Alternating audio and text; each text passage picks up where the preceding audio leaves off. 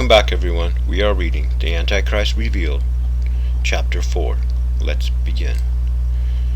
From Dagon to the dragon, the spirit behind the beast. From Dagon to the dragon. The word dragon comes from the word Dagon, one of, if not the oldest pagan gods dating back to Nimrod. Dagon evolved over time and cultures into the dragon.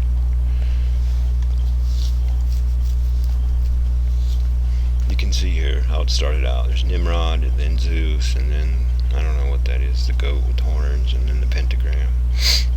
Dagon, the fish god, equals Neptune, equals Poseidon, who carries the trident, Satan, who equals Leviathan, who equals Tannim, the dragon, equals the seraph. And this is what they used. The Israelites would use, the tribe of Levi, to flip the sacrifice offering as they would offer to Yahuwah. They always tried to steal and copy and mock the one true God, Yahuwah.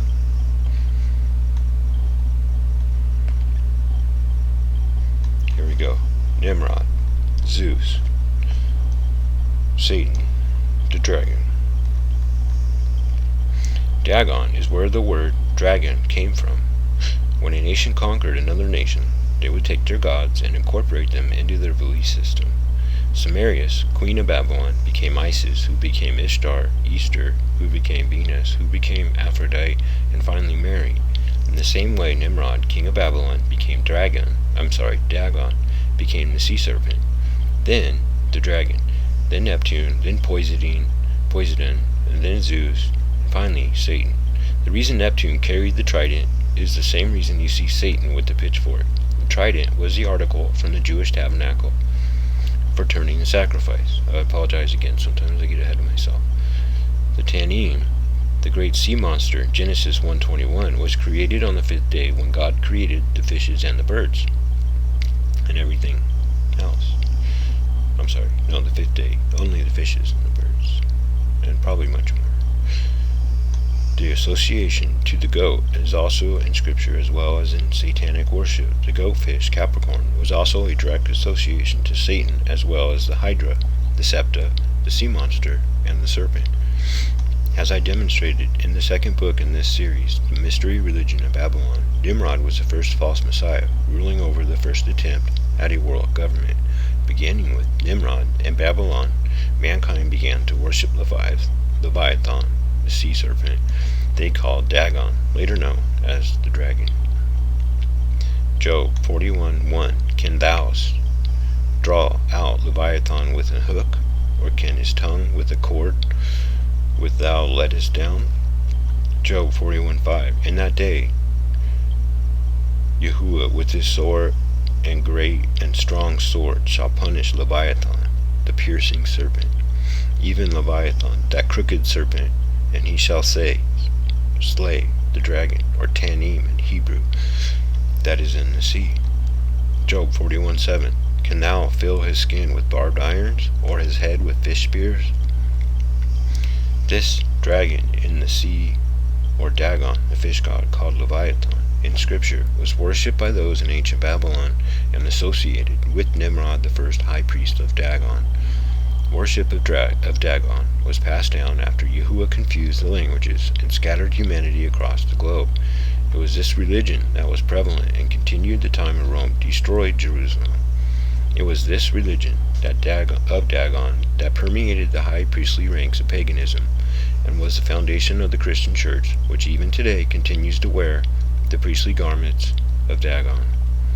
You can see the Pope hat, and Nimrod, the fish.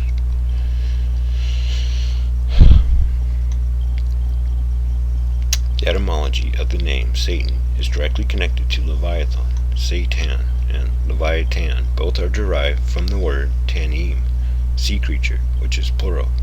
The singular of Tannim is Tan.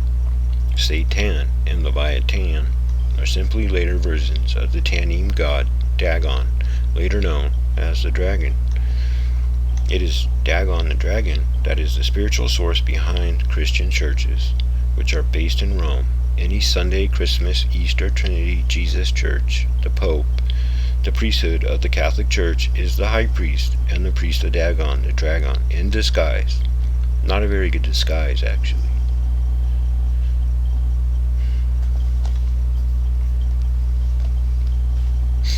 The priest of Dagon, even to this day, wear the fish hat and dictate Christian theology worldwide, including Protestant theology from the city of Rome. Every fundamental doctrine of the Christian Church, such as Sunday worship, Christmas, Easter, the Trinity, abolishment of the law, pagan holidays, etc., were all papal edicts, not found in Scripture, ordered by the Pope. They violate clear, explicit commands in Scripture. Rome is actually called Babylon in the Bible because it embodied the same mystery religion of Babylon. 1 Peter 5 reads, "The church that is at Babylon, speaking of the church in Rome, elected together with you, salute you, and so does Marcus, my son." A very strange verse indeed. Once we fully understand what Christianity actually is, what it is based on, and where it came from, then we can begin to understand why Christianity abolished the law of Yahuwah, abolished his Sabbath day, and changed the sacrifice of the Passover lamb to the Easter pig on Sunday. Every one of the above moves not commanded by Yahuwah were made by the Pope of Rome, the high priest of Dagon, the dragon.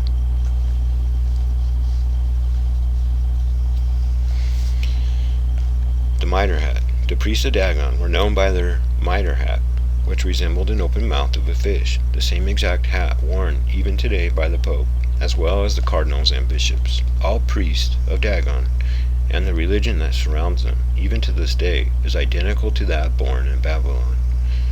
As the pagan religion of Babylon was forced upon humanity by the Roman Emperor Constantine, the pagan aspects of worshipping Dagon, the fish god, was toned down as not to offend other religions, as each pagan religion was literally assimilated into the universal Church of Rome through the process of synchronism. Before I continue, this is why they don't openly sacrifice children. This is why they do it underneath the church and not in the church. Synchronism is the blending of pagan religions with the worship of Yahuwah. This is an abomination to Yahuwah. Something very fishy in Western religion, I think. Not only are the ancient priests of Dagon, fish worship, found wearing the Mitre Hat, but also the Pope and bishops of Rome are frequently found wearing this Mitre Hat. This clergy system forms a pagan priest class not defined in the word of Yahuwah, but rather clearly defined in ancient Babylon, and it is from this false class of priests we get every doctrine of the Christian Church. I know it's hard to believe, but it is fact. We see the priest of Dagon on the ancient wall drawing in every culture, even as far as back as the Sumerians, when the Pope then served the Nephilim rulers. Yes, so you here have Nimrod serving the Nephilim, the fallen angels, the fish god thingy. And here they mimic the zodiac.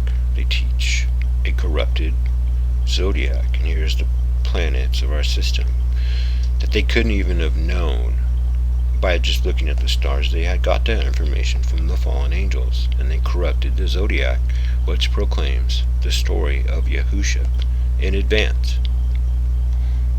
The high priest of the Pope, the dragon, the Pope of Rome, Dagon, or Owens, he would go back into the sea to spend the night because he was amphibious. He had the head of a man, covered by the head of a fish, and had the legs and feet of a man, and the torso of a man, but was covered by the scales and tail of a fish. Berosus, from Ancient Fragments, Isaac Preston Corey. Christianity, or should I say, Satan behind it, has done a very masterful job at concealing its true identity. However, that mask is coming off as knowledge increases at exponential rates, mainly due to the internet. And well, the end times, it's being revealed. We are no longer bound by the mental chains of the Christian Church, who has made it a top priority to keep the masses in total ignorance. They also burned all the original manuscripts soon after they created the Bible, so that we couldn't go back and prove them wrong. This is so they could have dominance over the people. Back then, most people couldn't read anyway, so they had a pretty good grip on the masses. We can now actually research its origins and test the historical accuracy of its claims. We have the Dead Sea Scrolls. Many, over the centuries, have questioned its rituals and practices, simply because they cannot be found in the Bible. But now, we can fully unmask this false religion and expose it for what it is. Paganism, dating back to Babylon. The great apostate church of the Gospel Age, true to its Babylonian origin, has actually adopted this fish god in its ritual. For the Pope on certain occasions manifests by his headgear that he is the direct representative of Dagon, as it was an indispensable rule in all idolatrous religions that the high priest should wear the insignia of the god that he worshipped, so that the sculptures discovered by Layard show that the priests of Dagon were arrayed in clothing resembling fish. This is probably the strange apparel referred to in Zephaniah 1:8. Berosus tells us that in the image of Dagon, the head of the man appeared under the head of a fish, while Layard points out that in the case of the priest, the head of the fish formed a mitre hat above that of a man, while its scaly fan-like tail fell as a cloak behind, leaving the human limbs and feet exposed. Babylon and Nineveh, page 343, historical document.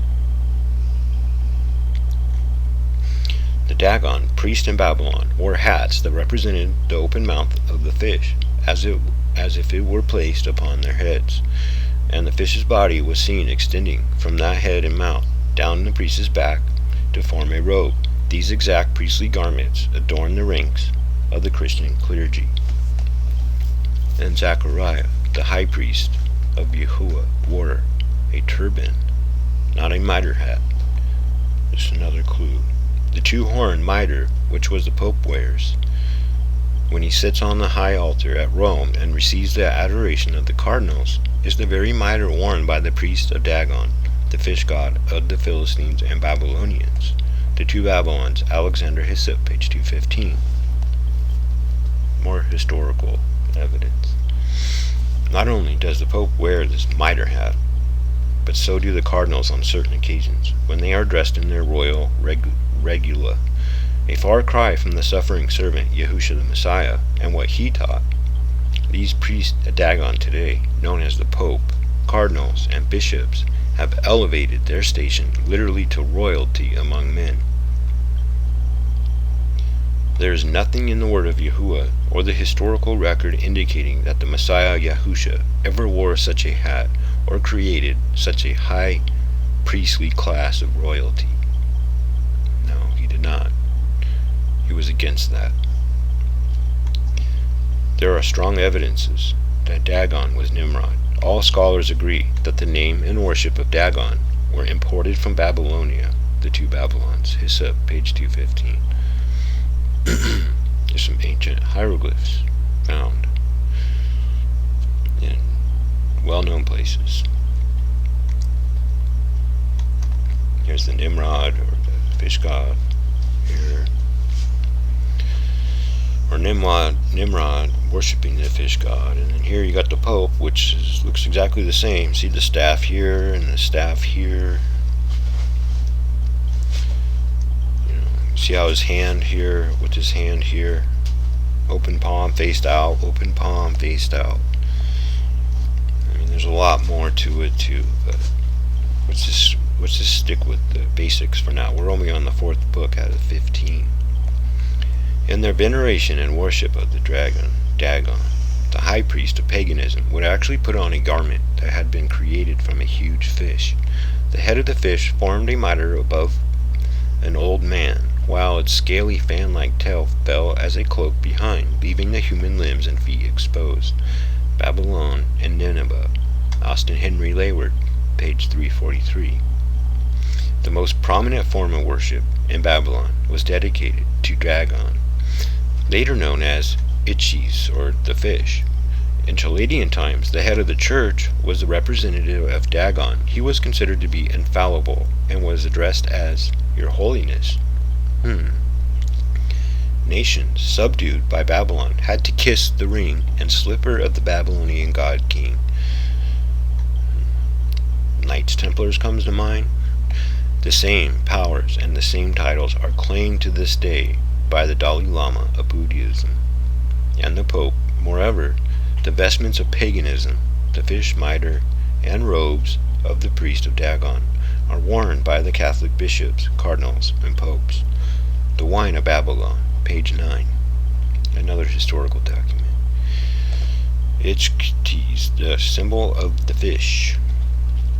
Dagon, fish worship, is the source of the Christian symbol of the fish. Actually, it can be traced back to fish worship of Dagon, the zodiac sign of Pisces. We are told it's because some of the disciples were fishermen, or that Yahusha would make us fishers of men, among other excuses. The truth is that it is nowhere defined in Scripture, but yet the real source of the Christian fish symbol is that of Dagon, fish worship, just like the Mitre Hat. According to Egyptian mythology, when judges found Osiris, Nimrod, guilty of corrupting the religion of Adam and cut up his body. So they cut up his body because he was already corrupting the religion of Adam, the first human. Wow. They threw the parts of his body into the Nile. It was said that a fish ate one of these chunks and became transformed. Later, Isis Sumerius was fishing along the riverbank when she fished up a half-man, half-fish. This sea creature was Dagon, the reincarnated Nimrod, and Dagon is the representation of Nimrod, the ancient Babylon. Wow. Resurrecting out of the ocean depths as a half-man, half-fish. Smith's Bible Dictionary, Dagon fish worship, that's the source. From ancient pagan and modern Christian symbolism. Another historical document. Dagon is the diminutive of Dag and signifies fish. The Babylonians believed that a being, part man and part fish, emerged from the Erythraean Sea and appeared in Babylonia in the early days of its history. Representations of this fish god have been found among the sculptures of Nineveh. The Philistine Dagon was of a similar character. Manners and Customs of the Bible by James Freeman. This also explains the symbol for Christianity, the fish, the ICHTYS, which is Dagon. More historical documentation. Definition of ICHTYS, the fish, pertaining to or characteristic of fishes, the fish world in all its orders. Oxford English Dictionary, Common Era. The worship of Dagon also affected people's eating habits. Now the mystery of why Catholics abstain from eating fish on all days except Fridays comes into focus. This restriction of eating fish is not found in Scripture. Whether they realize it or not, they are practicing the ancient pagan rite of worshiping Dagon. The Catholic Encyclopedia even admits such abominations of the so-called Church. Let's check it out. As to the ritual of his worship, we only know from ancient writers that for religious reasons. Most of the Syrian peoples abstain from eating fish, a practice that one is naturally inclined to connect with the worship of a fish god. The Catholic Encyclopedia, 1913, Encyclopedia Press. Remember the word of Yahuwah? We are forbidden to have any graven images, including that of a fish, or a cross, or a J-man. It is it is commanded to have no graven images at all, from any kind, period. Not above, not below. Yahuwah forbids such idols because over time we would eventually forget their true origins and buy into lies that they are somehow symbolic of Yahusha. Wow, that says a lot. With that, let us unravel the mystery that lies behind the false religion, called today Christianity. Who created it? What did they believe? And what is its goal? Yes. Chapter 5, The Great Deception. Well, you'll have to come back for that one. Thank you everyone for following through, watching my video, and reading along. If you want, you can go to the website in the description box, and you can read this online for free, or you can drop your email in the comment section, and I will email it to you. Okay, shalom everybody.